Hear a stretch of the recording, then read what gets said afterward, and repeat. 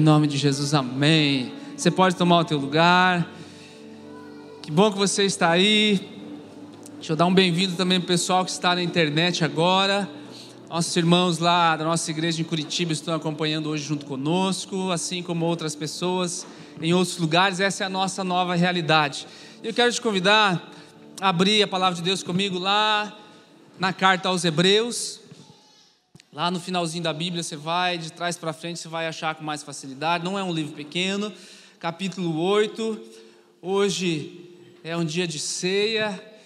E como eu tenho feito aqui nas últimas, eu quero trazer uma palavra que nos elucida, que nos clareia, que abre a nossa mente, o nosso entendimento para aquilo que muitas pessoas consideram um ato religioso, para aquilo que muitas pessoas consideram, às vezes, ou se tiver um domingo do mês que eu tenho que ir, é o domingo da ceia. De fato, não perca se você assim o pensa, né? Mas se tiver um domingo do mês que você tem que vir, na verdade deveriam ser todos os domingos, né? Para que você seja cheio sempre.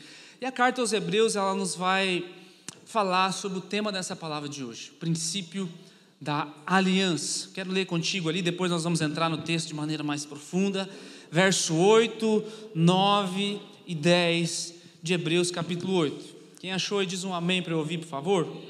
Nossa, vocês estão ligeiros, né, gente? Agora com o celular não dá nem para competir mais, acho, primeiro que eu, né? Vamos lá então.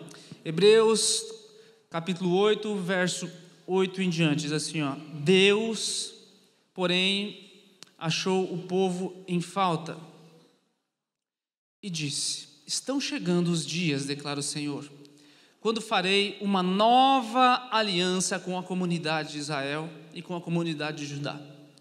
Não será como a aliança que eu fiz com os seus antepassados, quando os tomei pela mão para tirá-los do Egito, visto que eles não permaneceram fiéis à minha aliança.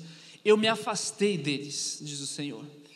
Esta é a aliança que farei com a comunidade de Israel depois daqueles dias, declara o Senhor. Guarde isso. Porei as minhas leis em sua mente e as escreverei em seus corações. Serei o seu Deus e eles serão o meu povo. Amém? Esse é um verso, ou é um trecho da palavra que ele meio que é aquele final de filme, sabe aquele trecho de filme quando termina, e aí às vezes vem algumas escritas assim para declarar o que aconteceu depois de toda essa história. É mais ou menos isso, e para que nós voltemos para esse texto lá no final da palavra, eu quero talvez agora voltar toda a história e contar para ti desde o começo. Você lembra aqueles filmes que você começa a assistir, daí já está numa cena e de repente volta lá, ó, 2 meses depois, 2 meses antes, 1 ano antes. É mais ou menos isso que nós vamos fazer. Nós vamos retornar aí alguns milênios antes. E antes de eu fazer essa recapitulação contigo, deixa eu te ilustrar alguma coisa. Você se lembra das primeiras coisas que você fez na tua vida? Existem algumas coisas que nós fazemos pela primeira vez, que marcam a nossa vida. Por exemplo, você se lembra a primeira vez que você conseguiu andar de bicicleta? Você lembra? Eu me lembro, querido, eu morava lá numa cidade que você nunca ouviu falar na vida, com certeza, chamada Agrocafieira, do lado do Mato. Já é pequeno, né? Já quase não existe. Hoje é maiorzinho, né? Mas naquela época então era menor e ainda era um distrito do lado. Eu morava lá e eu me lembro exatamente como eu estava. A minha mãe está lá atrás, foi ela que soltou naquele dia. Meu pai devia estar trabalhando, eu me lembro, eu acho que ela não se lembra mais. Ela que soltou e eu comecei a andar assim em círculo até eu cair no meio. Mas eu me lembro que eu consegui andar naquele dia. Isso marcou a minha vida. Você lembra algum outro primeiro da tua vida? Por exemplo, você que é casado, você lembra o primeiro beijo que você deu, que hoje é sua esposa? Você lembra?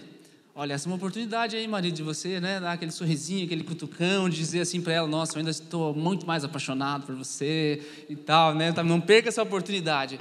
Você lembra o primeiro emprego que você teve? Como é que foi o primeiro dia? Quantos anos você tinha? Como é que foi chegar naquele lugar? O que você estava aprendendo? Você lembra? Tem algumas pessoas que conseguem até sentir o cheiro daquele dia. Você lembra o primeiro carro que você conseguiu comprar? Talvez assim não seja nada comparado ao que você tem hoje, mas você lembra? Tinha um valor especial. Não interessa se ele era um carro extremamente bom ou não, mas foi o teu primeiro, era o que você conseguia. Você lembra, você que é pai, da primeira palavra que o teu filho falou? É geralmente aquela briga, né, para dizer se vai dizer pai, vai dizer mãe, mas enfim, você lembra dessas coisas? Sabe por que eu estou tentando fazer esse exercício contigo, querido? porque os primeiros, eles são muito significativos. A primeira vez que alguma coisa é mencionada, ela traz um significado muito maior, muito mais precioso para nós. E nós estamos falando hoje sobre o quê? Sobre o princípio da aliança. Pois bem, a primeira vez que a palavra aliança é mencionada na Bíblia também traz algo significativo, porque geralmente a palavra de Deus, ela nos vai dar um padrão para aquilo que Deus vai estabelecer depois. Não necessariamente vai ser a totalidade da revelação, porque assim como quando você foi no primeiro dia de emprego, não foi a totalidade do que você aprendeu naquele lugar, assim como a primeira vez que você andou de bicicleta não foi a máxima expressão da tua habilidade hoje no ciclismo, a primeira vez que você deu um beijo na que hoje veio a ser a sua esposa, não foi a expressão máxima do amor de vocês. A primeira vez que Deus fala sobre aliança também não era a expressão máxima daquilo que Deus queria mostrar para o homem. Nós vamos ver lá na frente, no final desse filme, entre aspas aqui. E a primeira vez que a aliança é mencionada na Bíblia, evidentemente vai estar onde? No primeiro livro de Gênesis, capítulo 6, verso 18, não precisa abrir, eu vou colocar na tela ali para você. Deus e Noé. Lá no capítulo 18, no verso 18 do capítulo 6, vai dizer assim, ó, mas com você eu estabelecerei a minha aliança. E você entrará na arca com seus filhos, sua mulher e as mulheres dos seus filhos. Nós vemos basicamente 5 alianças maiores na Bíblia que Deus faz. 3 delas nós vamos ver que elas são incondicionais. Independe do que a pessoa vai responder ou não. E 2 delas são as principais para nós hoje. São condicionais. Essa aliança, essa primeira aliança que Deus faz com Noé, ela é incondicional. Você percebe que eu acho que eu coloquei até sublinhado ali, né? Deus fala assim, ó, a minha aliança. Sou eu que estou fazendo. E o capítulo 9 vai explicar exatamente. Era o que alguns teólogos chamam de aliança universal. Olha comigo lá. Diz assim, ó, então Deus disse a Noé e aos seus filhos que estavam com ele, vou estabelecer a minha aliança, sou eu que estou fazendo, a minha aliança com vocês e com os seus futuros descendentes e com todo ser vivo que está com vocês, as aves, os rebanhos domésticos, os animais selvagens, todos os que saíram da arca com vocês, todos os seres vivos da terra, estabeleço uma aliança com vocês, nunca mais será ceifada nenhuma forma de vida pelas águas de um dilúvio, nunca mais haverá um dilúvio para destruir a terra. E Deus prosseguiu, este é o sinal da aliança que eu estou fazendo entre mim e vocês e com todos os seres vivos que estão com vocês para todas as gerações futuras. O meu arco que eu coloquei nas nuvens será o sinal da minha aliança com a terra. Por que essa é chamada uma aliança universal? Porque é para todo mundo. Não interessa se você crê ou não crê, é para todo mundo. Aqui, para a felicidade de alguns, Deus estabeleceu uma aliança com todo mundo, inclusive até com os animais que não haveria mais um dilúvio, né? Você que é amante aí do teu cachorrinho, do teu pet, não sei o que, se fosse nessa época, ele estava incluso dentro dessa primeira aliança. Olha que bênção! Independe daquilo que Noé fez, independe da resposta dele para Deus, porque nós vemos que logo em seguida, depois que Deus estabelece uma aliança, Noé toma um pouco a mais do que devia, fica bêbado, faz um negócio errado. Mas aí veio uma maldição. Ei, a maldição que vem é sobre um dos filhos de Noé, e quem proclama essa maldição é Noé, não é Deus. Não foi porque ele errou, que ele caiu, que ele ficou bêbado, que ele ficou nu e se expôs diante dos seus filhos, que Deus amaldiçoou, não. Independente do que Noé fizesse, estava lá, a cada vez que chovesse, uma nuvem de tempestade, o arco-íris junto com o sol viria mostrar e lembrar que Deus fez uma aliança com todos os seres vivos da terra de não mais destruir a terra com o dilúvio. Ele realiza e nós recebemos os benefícios. Está claro isso para você? Amém?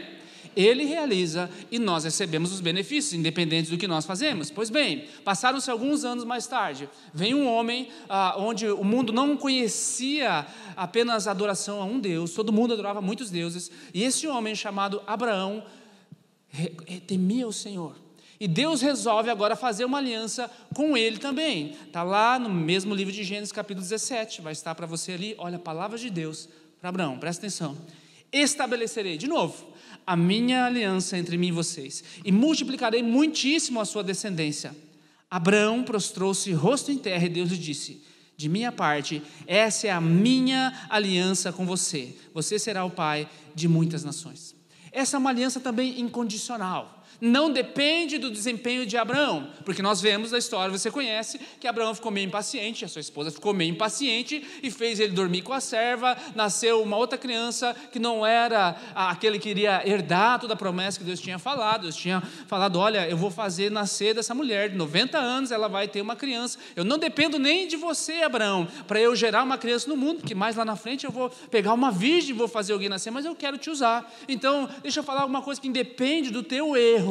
Se eu estabeleci uma aliança contigo, eu não falho. Deus cumpre a sua aliança independente do nosso comportamento. Amém? Deus cumpre a sua aliança independente de eu fazer a minha parte ou não, dentro dessa aliança incondicional. Se Deus falou, vai acontecer. Se Deus falou, ainda que você peque, ainda que você erre muito, se Ele falou, Ele vai cumprir. Nós vamos esclarecer isso um pouquinho melhor lá na frente. Algumas centenas de anos mais tarde, surge um outro homem que nós chamamos, e a Bíblia mesmo chama um homem segundo o coração de Deus.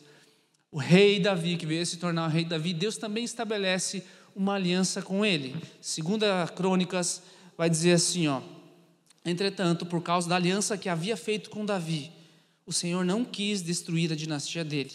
Ele havia prometido manter para sempre um descendente de Davi no trono. Davi não errou quase nada, né, gente? Davi foi perfeito, amém? Não, amém, né? Você sabe, você conhece a história, que ele veio adulterar, que ele veio lá ser cúmplice de um homicídio e tudo mais, mas como ele era pronto a se arrepender, a estar disposto a olhar para aquilo que ele fez de errado, ele foi chamado um homem segundo o coração de Deus. Mas o que eu quero ressaltar aqui é que Davi errou profundamente, mas Deus estabeleceu uma aliança com ele, de permanecer naquela linhagem, enquanto havia reino de Israel, haveria um descendente de Davi. E nós vimos que em Judá eles se dividiram em dois. Israel no reino do norte não teve nenhum rei ao qual Deus aprovou. E lá em Judá, no reino do sul, de vez em quando aparecia um, mas independente de ser bom ou não ser bom, Deus manteve a sua promessa em relação a Davi. E a maior de todas era que o descendente redentor da humanidade viria da geração de Davi. Por isso que você vai olhar lá em Mateus, ver toda aquela genealogia, né, e entender que a linhagem de Jesus é a linhagem de Davi cumprindo uma promessa que Deus fez. Davi também não teve o melhor dos comportamentos, apesar de nos inspirar em muitas coisas, mas não teve o melhor dos comportamentos, mas mesmo assim, Deus permaneceu firme na sua aliança. Está claro para você até aqui? Isso é importante, porque essas três são incondicionais. Agora vem duas que são condicionais. E é importante eu saber por que é condicional, porque eu preciso saber qual é a condição para eu poder entrar nessa aliança. Uma vez que eu entendo que Deus faz uma aliança, que Ele faz, que Ele estabelece, eu estou tranquilo, porque Ele vai cumprir a parte dele, ainda que eu não cumpra a minha. Mas agora, quando Ele coloca algumas coisas que eu preciso cumprir, como é que eu faço? Nós estamos falando sobre aliança, isso eu já falei nas duas últimas ceias, sobre a importância, sobre o princípio e tudo mais. Mas eu quero que você entenda hoje, você que está aqui, você que está em casa, que existem algumas coisas preciosas, que Deus faz a parte dele, e independente do que nós façamos, Ele vai cumprir. Mas em alguns momentos Ele coloca uma condição. E a primeira delas, que seria o segundo ponto de hoje, é uma aliança que foi ultrapassada, que a Bíblia mesmo chama de obsoleta. Está no mesmo livro de Hebreus, se você deixou aberto lá, você pode acompanhar no verso 13 de novo comigo. Quando Deus fala de uma nova aliança, eu vou colocar ali para você na nova versão transformadora. Quando Deus fala de uma nova aliança, significa que tornou obsoleta a aliança anterior. E aquilo que se torna obsoleto e antiquado, logo desaparece. O que isso significa? Lembra do exemplo que eu trouxe para você dos primeiros? Que os primeiros marcam a gente. O primeiro é muito legal, é bem bacana, mas ele não expressa a totalidade do que você vai viver depois. É apenas a primeira vez, é uma primeira instrução, é uma primeira experiência em cima da bicicleta, uma primeira experiência no emprego, enfim, depois você vai desenvolver algo mais profundo, algo mais consistente. Você está comigo? Pois bem, essa é a primeira aliança. Se ela fosse perfeita, não seria necessário uma segunda. É mais ou menos isso que Hebreus está nos dizendo aqui. Qual era, não é o defeito, se nós podemos dizer, mas qual era talvez a limitação desta velha aliança? Os judeus não conseguiam cumprir. Os judeus não conseguiam cumprir a ponto de eles estudarem a velha aliança, que eles chamam os primeiros 5 livros da Bíblia, e eles fizeram um livro de regras com mais de 600 regras, a respeito de como deveria ser obedecido aquelas 10 primeiras que Deus tinha colocado, e depois mais regras cerimoniais, regras de rituais, regras de feriados, e eles estabeleceram um monte de coisas, e eles não conseguiam cumprir todas, mas estava lá, foi Deus que colocou. Êxodo 24, verso 7 vai dizer assim, em seguida, leu o livro da aliança para o povo, que eram os 5 primeiros, e disseram: faremos fielmente tudo o que o Senhor ordenou. Sabe que declaração é essa? Depois que Moisés leu todo o livro da aliança para eles falaram assim, vamos cumprir tudo isso que está aí. Mas você, assim como eu, você já leu alguma coisa aqui, você sabe que não foi bem assim que eles responderam. Então qual era o propósito da aliança? Se eles tinham que cumprir, mas não conseguiram. O propósito da velha aliança era mostrar o pecado. O propósito dessa velha aliança não tinha o poder de dar a habilidade para as pessoas ou a capacidade de cumprir aquilo. Mas o objetivo dela era mostrar o que era errado. Deixa eu te mostrar o que o Novo Testamento diz a respeito disso. Gálatas 3, verso 19 vai dizer assim, qual era então o propósito da lei? Ele está perguntando, Paulo escrevendo. Ela foi acrescentada à promessa para mostrar às pessoas os seus pecados. Mas a lei deveria durar apenas até a vinda do descendente prometido. Deixa eu deixar uma coisa clara para você. A fé cristã não contradiz a religião judaica, mas ela complementa extraordinariamente. Nós não estamos negando de nenhuma maneira o Antigo Testamento. Meu Deus, querido, se você escuta um pouquinho do que eu falo aqui, você vai entender. Mas nós estamos dizendo, existem algumas coisas aqui que se tornaram ultrapassadas, sim. E a coisa que eu quero ressaltar para você, que se tornou ultrapassado neste lugar, é que não existe poder no ser humano para ser 100% correto o tempo todo. Não existe a capacidade inata dentro de nós, muito pelo contrário, de sermos perfeitos e vivermos uma vida justa e santa. Nós não fomos colocados na terra para ser uma versão melhor de nós mesmos. Porque a nossa melhor versão, a melhor tentativa tua de ser bom, de ser perfeito, comparado a Jesus, Isaías vai comparar a trapos de imundícia, porque Ele é o ser perfeito. Ora, se é assim, então vou me largar, vou me jogar nas cordas. Também não é assim, porque senão você não entendeu nada do Evangelho. O fato é que, não existe merecimento próprio quando você fala de aliança. Não existe merecimento próprio quando você fala de desempenho para chegar aos céus. Não existe, Senhor, eu sou uma pessoa boa, eu não faço isso, eu não faço aquilo, eu não faço aquele outro, então eu mereço o céu. Esse olhar para você mesmo, para os teus atos, para as tuas atitudes, olha como eu pratico a caridade, olha como eu faço isso, diante de Deus ele soa como um insulto. Porque é como se você dissesse para Ele assim, olha Senhor, eu posso te ajudar. Olha, Senhor, Criador dos céus e da terra, eu posso melhorar essa paisagem, sendo que Ele criou todas as coisas. O que Ele está nos dizendo então, querido? Bom, qual era o propósito da lei? Ela foi colocada lá para te mostrar. Eu coloquei algumas regras lá para te mostrar que por mais que você tente, você vai se achar melhor do que outras pessoas que não cumprem, que são irreligiosos, que são prostitutas, que são isso, e você vai falar um monte de outras pessoas, ou daqueles que não servem a Deus, e você vai se colocar num patamar melhor do que os outros, porque você consegue cumprir algumas regras melhor do que os outros. Mas quando Jesus vem, Ele amplia os mandamentos de uma maneira tal, que Ele fala assim, vocês ouviram que não era para cobiçar, nem na mulher do próximo, nem nada que está no teu próximo. Pois eu digo para vocês, que se no teu coração, você já pensou, você já imaginou, você já pecou. Aí, aqueles que eram religiosos, não, nunca fiz isso, nunca fiz aquilo, você lembra do princípio que Jesus fala assim, quem nunca pecou, atire a primeira pedra nessa mulher. Ele baixa a cabeça e continua tocando a vida dele, e aquelas pessoas, uma a uma, foram deixando.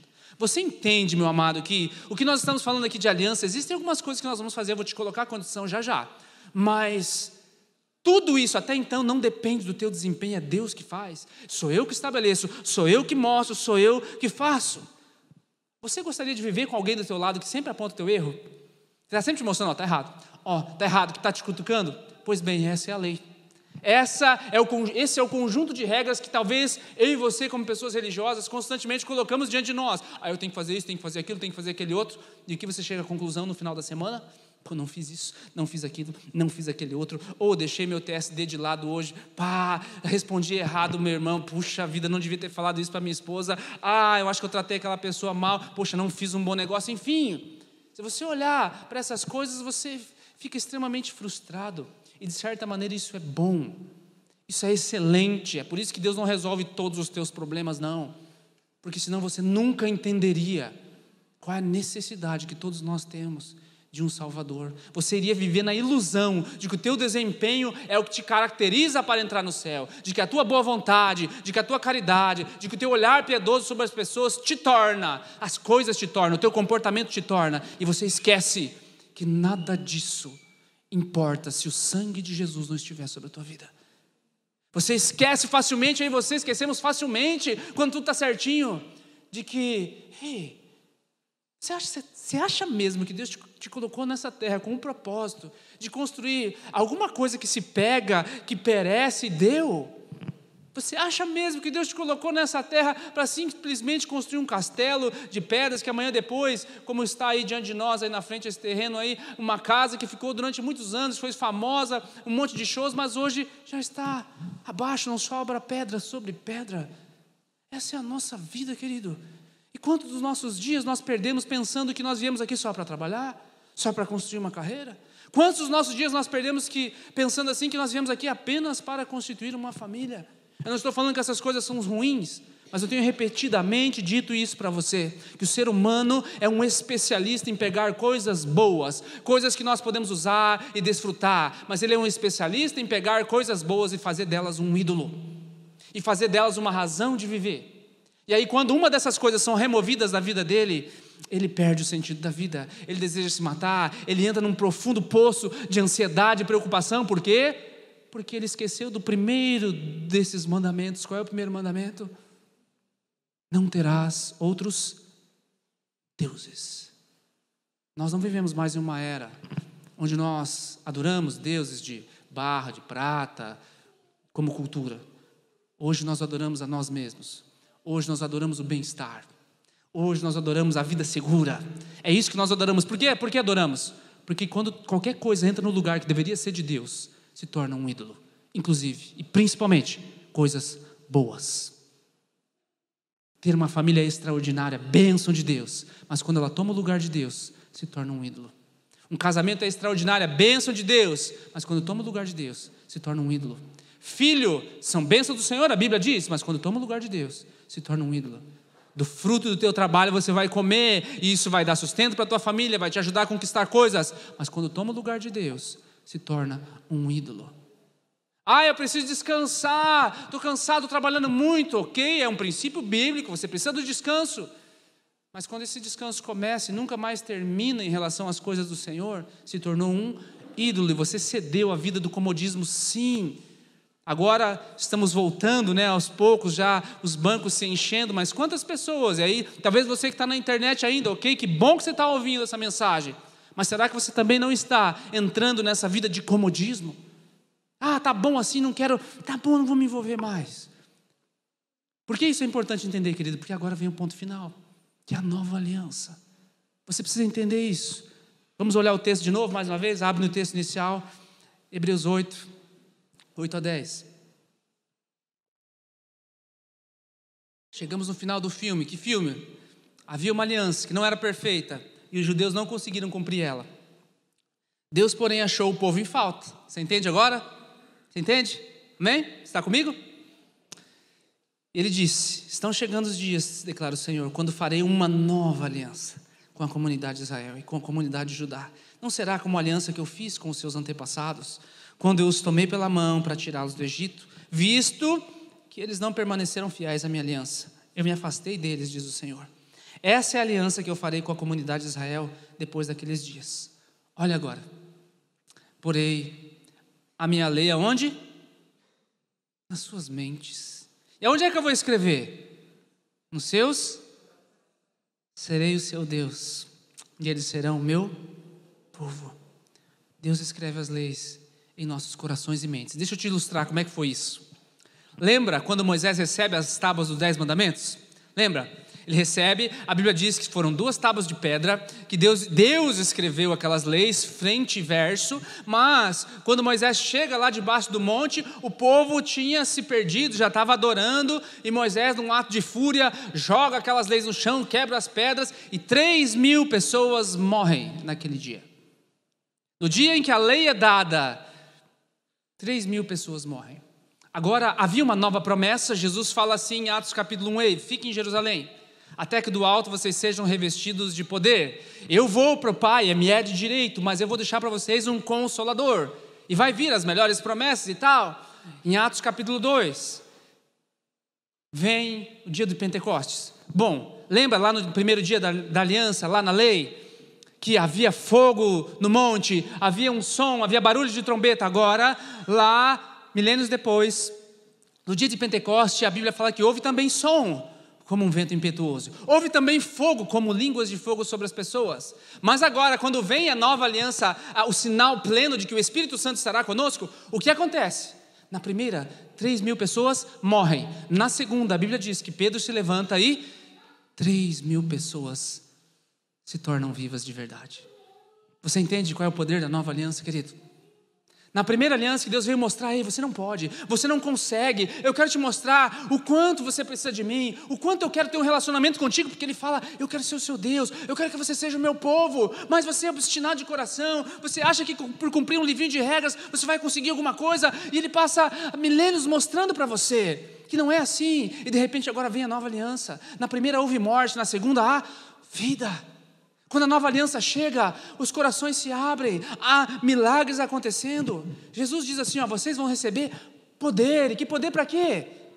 Para ser testemunha. Ao Espírito Santo agora que me capacita a viver uma vida que eu não conseguia viver. Agora quem é que faz as coisas boas dentro de mim? Ele. Romanos vai nos dizer que não há um justo sequer. Não há quem faça o bem. Não há.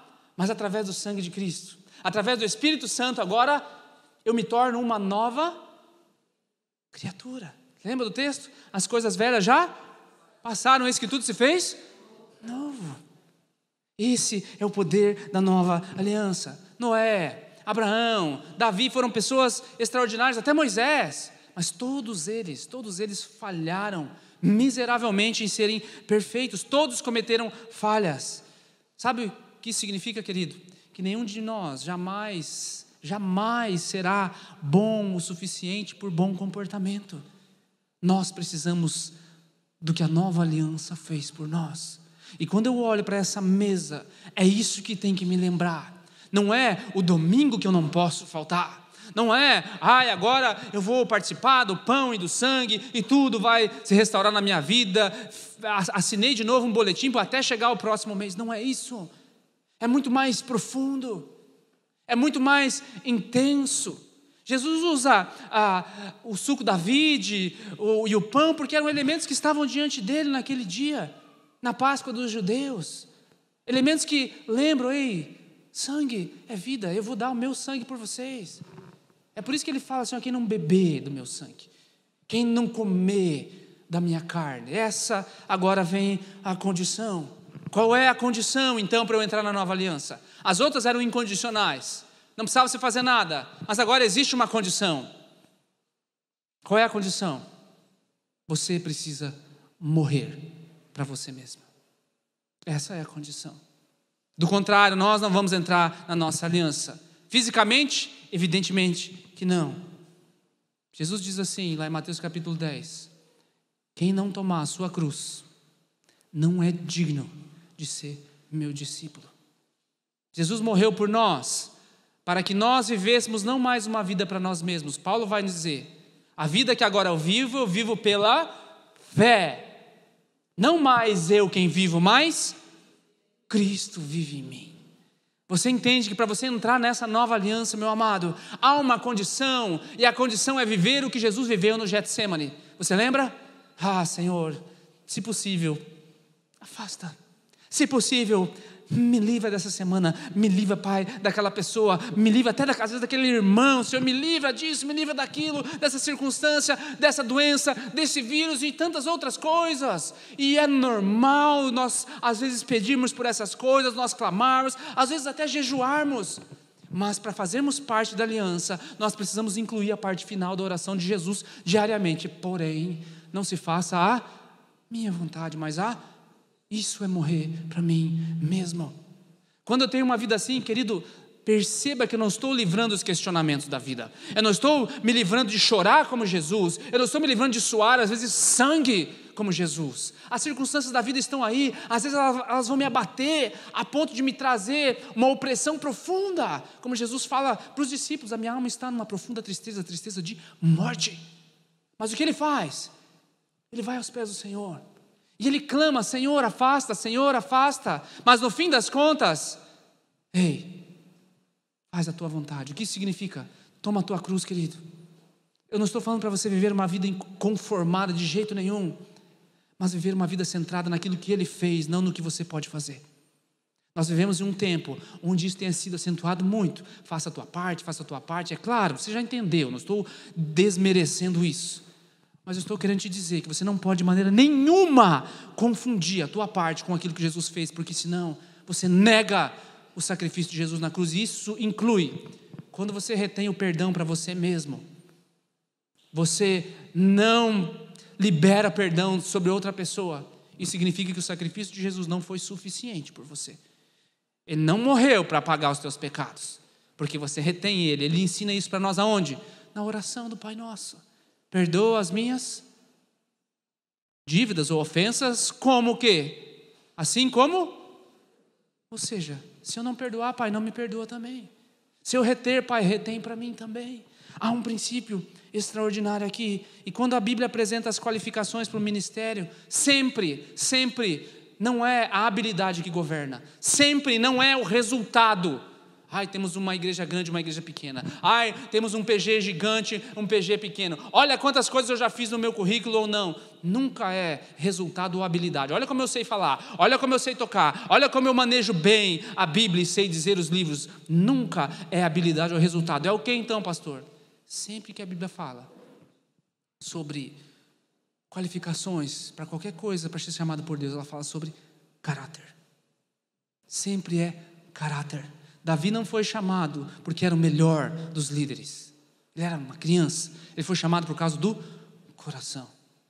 Da mesma forma tinha sido Saul, mas ele se corrompeu. Moisés, da mesma forma. Pegue todos esses. Abraão, a Bíblia fala que não é que ele foi um cara escolhido aleatoriamente. Ele temia o Senhor na geração. Que é outro, José, dos 12 filhos de Jacó. Por que Deus escolheu José? Você vai ler em Gênesis e vai ver. E vai perceber que ele temia o Senhor. Depois o pessoal foi incluso nas 12 tribos, ok, mas ele temia o Senhor. Querido, você quer que Deus age na tua vida? Você quer que o Senhor faça um milagre na tua vida? Você quer que Deus te mostre o porquê às vezes você está vivendo tantas coisas? Volte o teu coração para Ele. Volte de fato, se arrependa se existe alguma coisa que você precisa se arrepender. Porque a aliança que Jesus estabelece contigo e comigo, ela anuncia o caráter daquele que veio por morrer por nós, para sempre. Para eu terminar, quero ler Hebreus capítulo 9, se você está aberto aí, vá uma página adiante, diz assim: no caso de um testamento, é necessário que comprove a morte daquele que o fez, pois um testamento só é validado no caso de morte, uma vez que nunca vigora enquanto está vivo aquele que o faz. O que ele está dizendo aqui? Que aquele que fez o testamento, não sei se é o termo correto, testador, enquanto ele não morre, aquele testamento não vai acontecer. Aquelas promessas não vão acontecer. Ele precisa morrer. E é isso que ele está dando de exemplo. Jesus é aquele que fez o testamento. Você pode se colocar em pé um instante. Jesus fez aliança para mim e para você. E essa nova aliança, ela é condicional. Mas nós temos que morrer para a nossa própria vontade. está aqui um símbolo, está aqui algo que nos lembra que Deus nunca quebrou uma aliança. Aqui, quando eu olho o pão, quando eu olho o cálice, evidentemente que a mesa está bem mais bonita do que a primeira ceia. Lembra do primeiro? Foi marcante, foi significativo, mas foi algo simples. Não foi algo tão pomposo quanto nós costumamos colocar. Então não se distraia com as outras coisas. Lembre do princípio de todas as coisas. Quando você pegar esse cálice nas tuas mãos, quando você pegar esse fragmento que vai chegar de pão nas tuas mãos, não lembre que ele foi tirado de um só. Não lembre que você é especial, de que Deus tem um plano exclusivamente para mim. Deus tem isso. Mas lembre que antes disso, você faz parte de um todo. Antes disso, Jesus morreu para tornar possível essa nova aliança. E é isso que ela nos lembra. Eu quero te perguntar antes de eu orar, o que o Espírito Santo está dizendo para você nessa mensagem? Talvez você tenha quebrado algumas condições da aliança que você fez com Deus no processo, de ser fiel, de buscá-lo, de entregar a sua vida por Ele. Talvez você falhou em algum momento nessa aliança, mas assim como no teu casamento, você às vezes falha com o outro, mas se arrepende, pede perdão e há conserto. Com Deus sempre há conserto se existe um coração arrependido. A palavra diz que o Senhor jamais lança fora um coração quebrantado e contrito. Ele não despreza, essa é a palavra. Quero te convidar a fechar os teus olhos e sondar o teu próprio coração. Vê se aí é algum caminho mau. Pede para o Senhor: Pai, me guia pelo bom caminho. Me perdoa, Pai, se eu cedi ao comodismo desde que a pandemia chegou. Pai, me perdoa se eu deixei de me dedicar tanto quanto eu deveria a Ti. Eu deixei as Tuas coisas de lado. Eu Te coloquei em segundo plano. Eu Te coloquei me encontrar com os meus irmãos para adorar a Ti como algo que eu podia fazer de qualquer lugar, de qualquer maneira. Ah, Senhor, talvez eu negligenciei já há muito tempo os meus momentos contigo. Meus momentos de oração já quase não existem, Senhor. Eu falo contigo apenas quando eu realmente preciso de alguma coisa. Depois, rapidamente eu esqueço e me envolvo com os negócios dessa vida. Ah, Senhor, o meu desempenho comparado ao que Jesus fez, ele é tão vergonhoso. Não existe nada, Pai, que eu possa fazer para que eu possa merecer um lugar na Tua mesa. Nada, nada, nada. E é por isso que eu me achego a Ti hoje, a ceia do Senhor, com o coração completamente aberto e quebrantado, sabendo que não é o meu desempenho que me dá direito a essa mesa, é a Tua morte, é o Teu sacrifício. O Senhor diz na Tua palavra que ainda que eu seja infiel, o Senhor permanece fiel, porque o Senhor não quebra a aliança. Por isso, Pai, me perdoa por ter quebrado tantas vezes. Me perdoa, Senhor, por ter tratado o Senhor como uma religião, como um conjunto de regras, como se fosse um boletim que eu tirei notas boas, não teve a ver com o que o Senhor fez. Me perdoa, Pai. Eu sei que o que me dá direito a chegar a essa mesa não é o que eu fiz, é o que o Senhor fez. É o sangue derramado, e o que me resta é apenas reconhecer que eu sou um miserável, pobre pecador, de que eu sou tão ruim que foi necessária a morte do Filho de Deus para que eu pudesse ser resgatado. E agora, o que me faz justo é o Espírito dele que habita em mim. É Ele que me torna justo, é Ele que me torna limpo, é Ele que me dá uma nova veste, Ele que me torna branco como a neve, infalível. É Ele que me faz, que me purifica, que me renova. E é baseado nisso que eu me achego com confiança, Pai, com um coração reverente, com um coração com temor, sim, Pai, mas também com um coração alegre, disposto a saber que eu vou viver uma vida de obediência, baseado não na minha vontade, mas no Teu Espírito Santo que agora habita em mim e que me mostra onde eu erro, para que imediatamente os meus olhos se voltem para o meu Deus, que me abraça como o pai que sempre vai abraçar o filho pródigo, que não me deixa de fora da mesa, mas pelo contrário, coloca um anel no meu dedo, uma nova veste, e me chama junto com os meus outros irmãos para um banquete, como um filho que a casa torna, Pai. É esse o tipo de Deus que eu sirvo. É esse o Deus que me chama a fazer uma aliança com Ele, para que eu seja povo de Deus, filho escolhido. Que eu sempre me lembre, em nome de Jesus. Enquanto nós cantamos, você vai receber nas tuas mãos o cálice e o pão. Pegue e espere para nós cearmos todos juntos.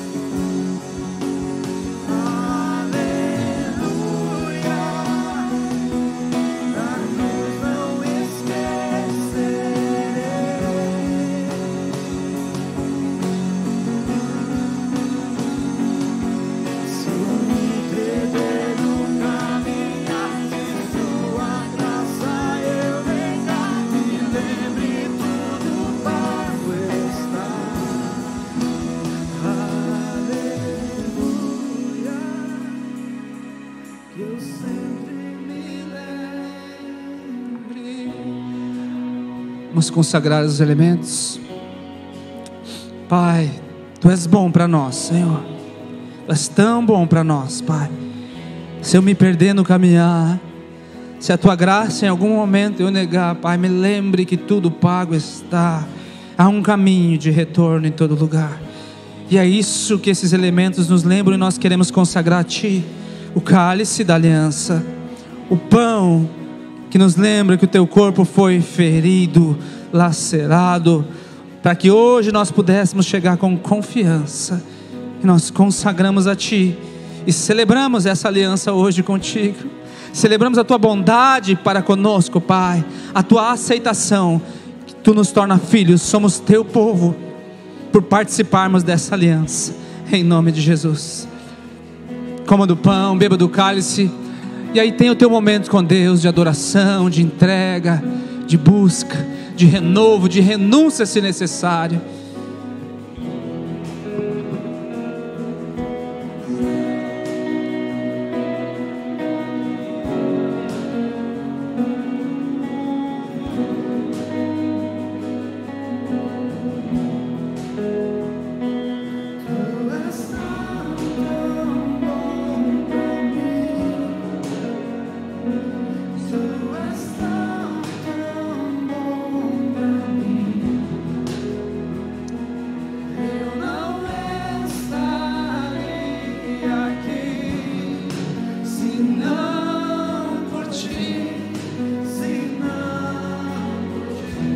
Vamos declarar: Tu és bom. Tu és bom. Eu não estaria aqui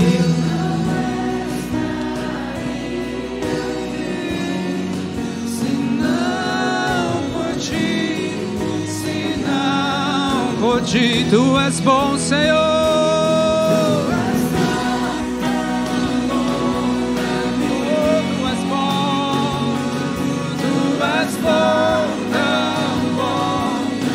Eu não estaria aqui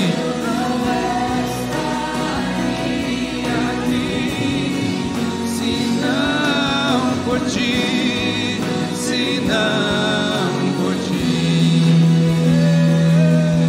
Tão alto como o céu está e tão profundo como o mar, assim é o teu amor. É verdade, Senhor.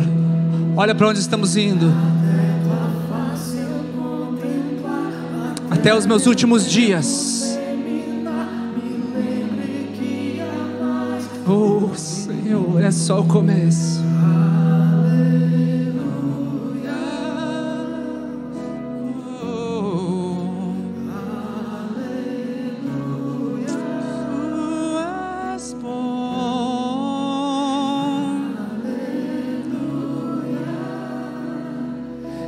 Sempre me lembre. Obrigado, Jesus. Pai Celestial, Tu és fiel mesmo quando nós não somos. Obrigado por fazer uma aliança conosco por meio da morte e da ressurreição de Jesus.